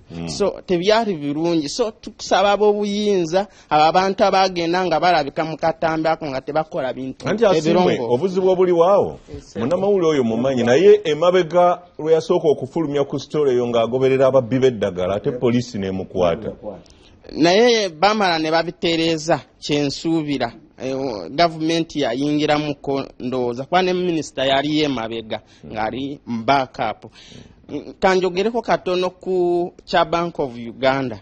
Kya Bank of Uganda ekyo, mu Bank of Uganda omwo mulimu politics zennyini kubanga ruyale abantu ababadde bafa ku byenfuna by'eggwanga tebaali badde bo nga bavaayo basasamaza ebifa mu Bank of Uganda okutataganya ebyenfuna byaffe. So nze ngamba waliwo emabegaawo twaraba Mulyagonja akubagana ne Mutebire ate tuwulira Kasekende bamusuubiriza okuteekinga ova Mutebire ng'agenze. So ebintu ebyo mbadde nsaba omukulembeze w'eggwanga President Museveni ayingirewo ye appointment yalina authority akyuse abo abakulembeze ekifaananyi kya Bank of Uganda. Singa chairman ye agambye ayagala basiba busibu. Yes, nakyo kige ate nsaba ng'amaliriza ssebo Honorable Kaddu. President Museveni ng'agenzeeko mu kisanja kye tugendamu ekyo afuuke dictator at least omwaka gumu afuuke dictator asooka akwateko abantu abo abali b'enguzi abasibireyo aleke kukwata abantu nga chairman bw'ayogedde meme kigenda kutwala eggwanga lyaffe mu buzibu. Webale nnyo Honorable Kaddu. Webale ddala. Ani gwoka wadde oyo gwoka kutte gwani Kasigazi Rogers. Kasigazi olumaliza kawe Aisha. Okay, Kasigazi Rogers gemanya ekya corruption. Museveni akyali wano corruption tesobola kuvaawo. Museveni akyali wano wenyini Mr. Museveni president w'eggwanga sofa tesobola kuvaawo. Lwaki? Olaba yajja avudde mu nsiko ne batuuka wano. Kati abavubuka bano baali baagala emirimu y'amaanyi n'alaba tebagisobola n'agenda n'aleba bano basebaana abaaliwo basobola emirimu ya tekiniko ne bano bajeeti mwebaza baali baagala emirimu y'amaanyi bagyagala kandi alaba tebagisobola ne bamubeera ne bamuteeka ku ndinga nnyo abawa emirimu tebagisobola gavumenti. So alina kuteekamu bano abakulu basebaana n'abalala. So n'agamba kati n'abata ne bagenda mu byakuba bamwe ne baali bakuba esente mbalala. Olaba bakwata abantu esente bakuba esente mu tawuni mbalala. Ababakwata ne babatwala mu barracks enkya ne bafuluma. So esente zino zaali za bicupuli. Kati esente z'ebicupuli zivuddewo because balina obwoma bukola kye buzidetectinga. So balina kuyitira ki mu makubo ago og'okuleeta sente mu baka bazikubidde wabwere entuufu. So zijje ziyingire wano bazikozese bagakola ki kuzikozesa. So president akyaliwa ne kimanyi okuvaawo corruption yatandika obwo 1988 beyatandika abasajja baali baagalemye batumwine. So ne batandika kola ki n'abata bamwe ne bagenda mu byamataka. That's why batandika ne bakwata amafaamu amataka gali ga government ne bagatwala. So those problems is ya corruption ya Uganda akyali wano tulina kukola overhaul ne tutandika bupya. So kitakyaliwo sisuubira otabuse sitabuse. Neyanza ssebo mukulu Kaddu ne management yo yonna n'abateesa bannange. Mukulu Kaddu weyanjula abamu tebakumanyi nze nkumanyi. Amanya gange nze Aisha Sanyulya Museveni ogutali musango. Naye kyemmanyi mu ggwanga oba neteri Uganda oba ne Kenya naki obubbi bwina levo zaabwo. Buli muntu mubbi lwakuba tubbira mu levo buli muntu mubbi nawono ffenna nemmego wonna abantu bonna bafuuka babbi lwakuba omuntu tebaagala kuboogerako nti toyogerako ate bw'otwogerako fe tebatwogerako buli muntu mubbi. Naye lwakuba gavumenti obuzibu bweyina oba challenges zeefunye nti ye ebyawe bimanyika nnyo ne bisaasaana ne babikungiriza ne babyogera nnyo naye nga buli muntu muvi. Okumanya obubbi bwo bungi Mukulu Kaddu tuyina. N'olwekyo buli muntu bw'aba mubbi tukole tutya? Tulina kunoga ddala mbadde nkyagamba tekumanya obubbi buli bungi. Mukulu Kaddu ojjowa omwana ssente n'omutuma ekintu naye asobola okwawulako eky'ebitaano. Abange tebabikola. Abaana abasinga kusoma tali mwana wayinza kujja nagaba ngoberwa kino naye nga tebamugobye naye nga ayagala ssente obanga gadadi bwe semulimba tajja kuzimpa ne kamugambe bwekiti. Okumanya obubbi oba obunanfusi bw'okubanga bubbi bungi bannange buli muntu mubbi naye lwakuba tubba mu levels. Kubanga kati bwe tugamba nti essente bazibbye okumala emyezi 2 tulinga abakuba omulambo empiso. Emyezi 2 ababyogedde kati babadde balinda ki? President Museveni Honorable Simba yagambye omu ku bakungu abaali ku nnyonyi olwatuuka n'awa ripooti nti ku nnyonyi kwe twaleetedde ssente kuliko ebitereke ebitali byaffe ebyajjiddeko kati awonenya abaasirika okulopa kwali mukulu Simbwa kubanga era mukulu Simbwa bwe yabeerayo yagamba nga ababbi bwe baba babakutte bakwate ebintu bye babitunde nina ibi akomanga uyali government toyiwe ku street tulaga abantu twakwowa obubbi n'obunanfuusi ekirala President Museveni afubye nnyo President Museveni bwe yajja mu buyinza akulaganye n'abantu ababba mu mirembe egimusinga n'emyaka kakati naye yennyini alwanye n'obubbi si yabazaala buganye ekyokusooka ne bwana alwanyisa obbi kati otulwanyisa ku bubbi tujja kulagirako bwerere alwanyisaani alekaani nga ne mwapoyisoni bonna babbi kubanga zonna ze babba ze bagamba nti babbye bonna bagenda kuzirya bwe batuuka ku kyalo egimiti nga naye babawa olumoto mba babbi yoseba corruption kuba nani yazigaana zijaga nnyo omuntu ayogere nti gundi alya corruption nga yina bamuwa ssente mukulu kaddu azigaana kubanga bannange obubbi buli ku level na parliament etambulira ku bubbi bwerere buli kimu kyatambulira ku kyabufere kyabubbi kyabuki n'ogamba nti batuzimbira eby'abaana bwetuzaalira bwetuyonseza obwonna bufere bakuzimbira munnayuganda akulonda ayina kiki so nze nsaba bannayuganda ffenna ku level kwe tuli twerwanirire oba tulwanyisa obubbi President gwe tulenya ffe tumuwa ababaka ne batuuka eyo ne babba era bw'agaana n'otuwa disitusobola n'okulya emmesa n'ogaa nti ffe kino tukyagala President otekituwa ku luno ffe tetugenda kuddamu kulonda President Museveni tova ku mulamwa oba wakutte abantu ne babasiba basasulire kye babbye ate kikomyewo mu twezala y'eggwanga because esente ze babba zamuwa musolo President n'ekira kyenjagala nkusabe sente zibbibwa naye ng'abantu aba NRM bana ku mponga byoya naye abazibba tetubamanya era bo tebalina na kye bazza eri lubuto lwabwe naye bo bw'oba ogaba esente z'abavubuka abaana ba NRM abavubuka bo wabaviirako ddala baboneebone bagende ku nsiko kubanga sente zibbibwa tetuzifunamu tufunamu ki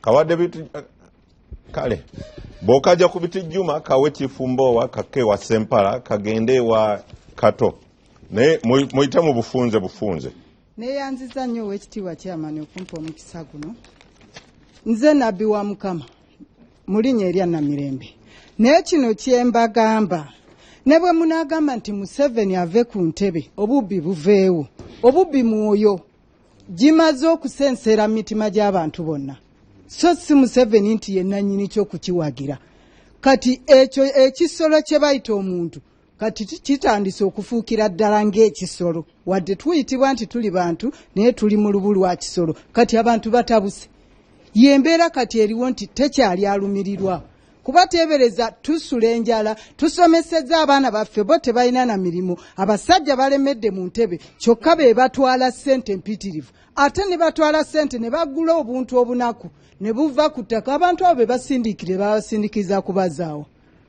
kwega balinga abaga nti mugende mufe kuba mwe temugasa Mukama Katonda atubeere naye embeera mbi Kifumbowa kawandula bigambo wano twagamba okola otya si wandulirawo ku TV ya Kabaka bannayuganda mwetegekere essente yaffe okunaabuuka okusinga bwebadde ogikubisaamu emirundi 5,000 tujuliridde okuddira $1 gye bujja okugula $1 emu 5,000 egya Uganda njagala mbagerezeeko tulina omuzadde gwe tumanyi ku kyalo ekimu yali mubbi wa kasooli ku kyalo bwe yatumanga abaana okugenda okumubbira mu musiri gw'abalirwana ekisawo kya kasooli abaana nabo mu kaseera ke kamu baanogangayo eminwe gyabwe 50 abaana abo bakomawo n'ekisawo kya kasooli n'eminwe 50 taata ne bwe yalabanga ng'ate balese n'egyabwe 5 ng'atya okunyiga kubanga abaana bajja mugamba nti anti taata bwe twabadde tuleeta giri gye watutumye wagundi naffe kwe kuleeterako gwaffe tugwokye mbadde nkusaba akagero kaako kakomyawo era ngakomezaawo tokanyonyola kagero ko kakomyawo n'olwekyo bannayuganda ze kyembasaba ebisawo bino nga bwe mwabirabye tewakyali kyakukola tukuba mulambo mpiso byo byatambudde dda byatambula emyezi 2 mabega byagenda ebera byatuuka dda mu bantu gye byali birina okugenda kyova olabanga ono yalipootinga nga ze akomyewo abirabye tekwali kikolebwa olwakagero ke baŋŋambye obutayongerako kankakomyawo nga tyalina okulopa ate oluusi nga gye byalaga kakati ze bannayuganda kyemasaba kiri kimu esente zino zagenze dda mu bantu ba NRM abagenda okujja okuvuganya mu kampeyini okulonda okuddako buli gwolaba nga nze ku tiketi ya NRM manya nti agenda kubanga nze n'obusobozi obusobola okukuwa emitwalo 55 owa NRM atakuwa emitwalo 5 ng'ebisawo mubirabye babibagabidde dda temugeza akazindaalo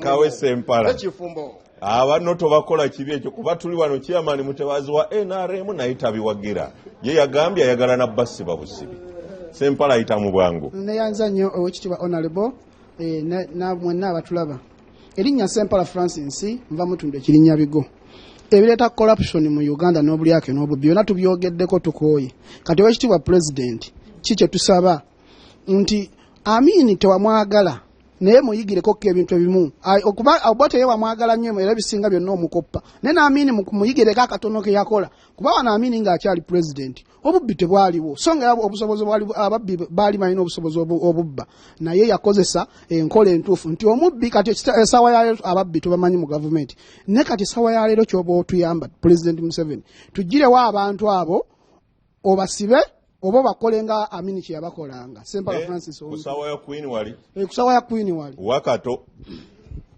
sebo neyanziza nnyo amanya gange nze Katolichadi naye sijja kuleka Dr. Lulume nga chairman we NRM ati delegate ayine yagenze n'agamba nti okumalawo buli bw'enguzi mulina kusooka kujjawo president Museveni ate muna amujjawo muleetaani ekisookera ddala nammwe muli mulimu ali mabega waawo kyagambye nabo bye balimu kubanga bw'otunuulira ani yaleeta engatte z'amagye zitafaanagana yali Dr. Kiza Besigye kakati oyo Dr. Baika Lulume bamukoleko audit atunnyonnyole amalwaliro ago gaziibye gaja mu musaala gwe gwazaafula ekirala kangere ku kibuuzo ekinene ekya banka nyinza obutakigenda konyo kubanga nkiraba waliwo obundolindoli waliwo power struggle balwanira bya bugundi bukulembeze kubanga kati mwami Mutebire alabika nti agenda naye kanzire ku gundi ku kibuuzo ekinene kiwayogedde tukoze tituyo kulabika nti tulwanyisa obuli bw'enguzi obuli bw'enguzi ekisookera ddala mu kubulwanyisa oba obubbi tuyina okumyumyula amateeka tuyina okukozesa palamenti eteekewo amateeka amapakakali naye tigamala kubanga kati agaliwo gasobola okugamba nti gwabbye ebintu bye tugenda kubiwamba teririiwo etteekawo eriri Honorable Simbwa ye yalireeta mu palamenti teryayita wuliriza Honorable Simbwa ye yalireeta mu palamenti n'eriyisa ne president n'alisaako omukono ze twetaaga okulabika nti tumyumuyula ne twenforcinga amateeka kyomuntu bwabba enforcement ebeerenga weeri okiraba nti amateeka gabanga mugenforcinze bulungi gasobola okubulekinga kye tuyita impunity kati kubanga waliwo abantu ababba nga bakozesa okuba ti bo tebajja kugambwako naye kakati abakola enforcement mu mateeka etteeka ery'amaanyi liyinza okuba nga lirimu otuzizi eryetteeka lya Honorable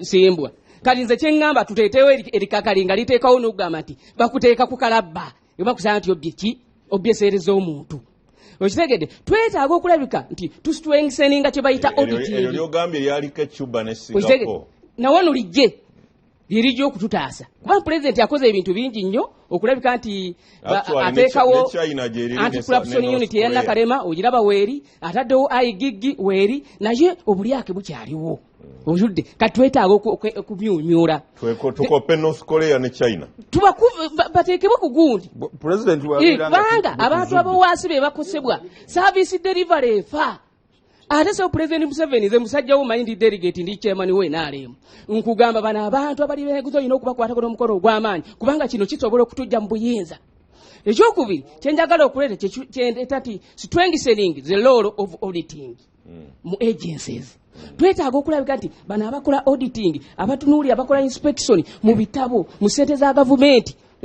beetaaga okuba nga balina amaanyi batusobola okutunuulira buli kali kanguzi bonna we kali ne bakaanika era kyekiri etteeka ky'ogambye kaakati ekyo kigenda kutuleeta ku fakita endala gye tuyita nti empowering citizens kaakati obanga onoolwanyisa enguzi twetaaga okulabika nti twempoweringa ba citizens kubanga abalimu enguzi bali mu ffeffe wansi okitegedde kakati omubawa amaanyi emaliriza bansaba batandise okunsaba ne information yennyini nebeera nga esobola okusatulatinga lolo obupulesi abalyako bonna nga basobola okwanikibwa nze ndowooza siina kuwannaanya obuli bwenguzi bujja kukola ki bujja kendeera. Njagala mukkirize obudde buganye. Sendege gy'oli nkulaba, Sheikh Katende gy'oli, Matovu Vincent, Henry Mubiru n'ekiti kya muwogo. Olw'omukaaga olujja lugenda kuba lwammwe. Olupapula ndusigaza mwe musooka mu ddiiro ku lw'omukaaga olujja. Kankomewo eno muwunzike nga bwe tusiibula abantu. Dokita, mu ddakiika ng'emu. Okusooka bannaffe abateesezza wano ndoza eri greater public tesobodde kuba masimu naye twandigifunyemu ebirowoozo byayo. Mukwano gwange ono agezezzaako okulumba erinnya lyange naye siri mu gavumenti ate mulabye nga yeetaaga obusaasizi bw'amaanyi okubeera n'essuubi awatali naye bwe batyo abakkiriza bwe bagenda Nkama Katonda amusaasire asobole okufuna essuubi n'okusaasirwa mu ebyo byalowooza. Essira ery'olwaleero tulitadde nnyo, nze ng'omuntu nditadde nnyo ku kiro ekya Bank of Uganda n'okwoleka abantu bannayuganda obwamafiya obufumbekedde mu ggwanga. Manyi Bank of Uganda nkulu nnyo kubanga ne baba boogera bw'oba owulira obulango oyinza okulaba akalango ne kagamba nti Centenary Bank is regulated by Bank of Uganda. Stanbic Bank regulated by Bank of Uganda. Kati aregulatinga banno bw'obanga gwe bino bye bikulabikiramu image eyo. Singa nabadde njagadde okugula ekirowoozo kya muganda wange Chairman Mutabazi nti omuntu bandibadde beetaaga kuteeka luzira naye ojja kwesanga nti ekirobero omukulembeze w'eggwanga okutwala abantu abakoze ebikolobero ebitali bya bulijjo eruzira mu mazzi agabakoma muno nti oba oli awo naye kiba kimutwaliramu. Kati oli munaffe ye alowooza nti ojja batwala ku firing squad naye oyinza okwesanga nga n'omukulembeze w'eggwanga omutwalidde mu firing squad. So abantu baffe boogera babyegendereze. Kale ng'obudde bwe bulabika nga bugayegaye agitta tagiwoomya.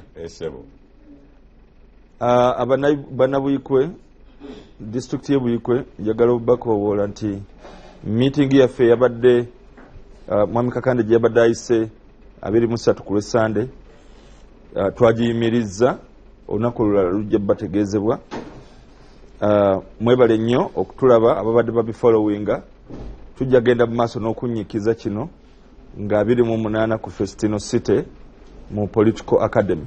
Tuyanziza ekyange kyangu mu kusiibula njagala okutegeeza abatulaba nti etteeka lye naleeta ku fulo ya Parliament lyayita era okuwamba ebintu by'abantu kiri mu tteeka olwaleero naye bamafiya ne mu bitongole ebiramuzi gye bali ne mu bitongole ebiwaaba emisango gye bali sinnawulirayo n'omu gwe bawambira bintu bye naye ng'etteeka likola ki. N'olwekyo munnange ow'NRM bino byonna byogerako nti amateeka nali mu tanuulu bamafiya ne bankunya ne bankyusa era okugenda okwejjukanya nga ne Parliament njagala okumaliza n'akantu kagundi ka munnange Kawandula Bigambo Mbowa sente bamafiya tebaziwa NRM bokka n'aba position abagenda okujjawo basimbwa ba Mutabazi bazibawa kubanga aba NRM ababba tebaagala NRM munnaabwe atayagala nguzi n'ekyo baziwa opposition ewange Makinge East mwakiraba mu constituency emu mwagendamu obuwumbi obuwera obubiri mu kalulu ka 2010 kangende wa chairman omwana kyabadde ng'agamba nti amateeka agaliwo nju ya Nabbubi magumu ekwata nsowera emessage amateeka magumu naye abagateeka mu nkola nabo bamatulaba nebe tuvadde nabo njala bebaza olutalo luno sirugenda kukoma kati era tuyinza obutaluwangula naye abantu tudira mu begere bajja duwangula situgenda kukkiriza situjja kukoowa tujja kulwana paka ate abantu balina okutegeera tulina okubeera mu byabufuzi bino kwokka guno si mulimo. This is a service. We can go and do better somewhere else. Mukama abeere nammwe.